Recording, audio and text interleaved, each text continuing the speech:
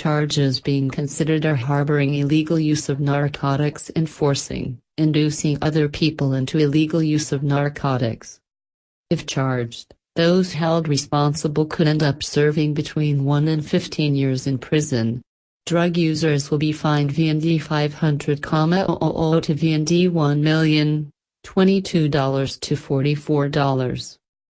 7 people died and 5 others were admitted to hospitals after overdosing on drugs during the Vietnam Electronic Weekend (VEW) festival at the Westlake Water Park in Tay Ho District Sunday night. All 12 people, between 18 and 29 years old, tested positive for methamphetamine, amphetamine, ecstasy, and marijuana. At the scene of the festival, police found balloons containing nitrous oxide and unidentified pills. Following the deaths, Hanoi on Monday announced the suspension of all music festivals until further notice. Lax security. Witnesses said security was lax at the festival. Kwong, a Hanoian who was there on Sunday night, told VN Express that security checks were carried out at 2 different ticket gates, one for guests with belongings and the other for those without belongings.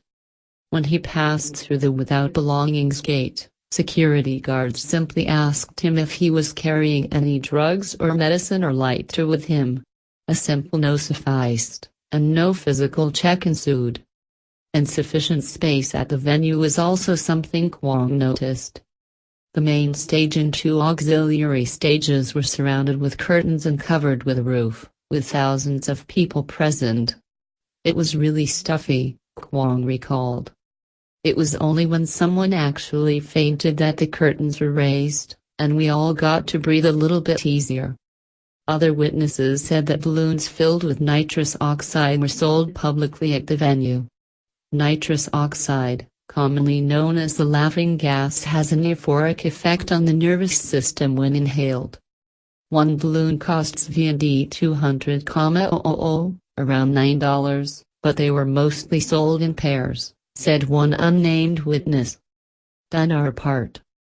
Vietnamese event planning firm ASHO affirmed that the company had collaborated with the Westlake Water Park's managing board in preparing for the festival, which drew around 5,000 fans.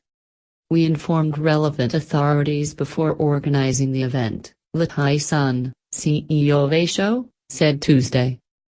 He said medical help was available inside the venue, with 2 medical stations, 2 ambulances and several medical workers present at the venue's 2 entrances. Responding to claims of lax security and the public sale of balloons containing nitrous oxide, Sun said he couldn't comment further until official investigations were completed. He also said that the crowd at the festival made it difficult for personnel to find out where the overdose participants were, to help them. We organizers have done our job in maintaining security and order during the festival. Despite that, some participants brought in narcotics and other stimulants. We'll wait for official investigation results from the police to find out more, Sun said. Shifting blame. Hanoi's Department of Culture, Sports, and Tourism, which authorized the music festival in the first place, said all procedures necessary to authorize the event were processed in accordance with the law. Trong Min Yen, the department's deputy director, said necessary preparations had been carried out by organizers before the event began, echoing Sun's statement. We will learn from our mistakes, Yen added. On whose responsibility it was to ensure that people did not bring narcotics and other stimulants inside the festival venue, Du Wan, chairman of the Tay Ho District People's Committee, said the park was responsible. One day before the night of the event, the district had already verified all contracts and relevant documents regarding the festival, and carried out a dry run for the event. As such, the district has done our part, Tuan said. The Westlake Water Park's managing board has yet to comment on the incident. Dubbed the biggest electronic music event ever in Vietnam, VEW was joined by top DJs including Ben Nicky, Yellow Claw, and Headhunters, drawing thousands of fans.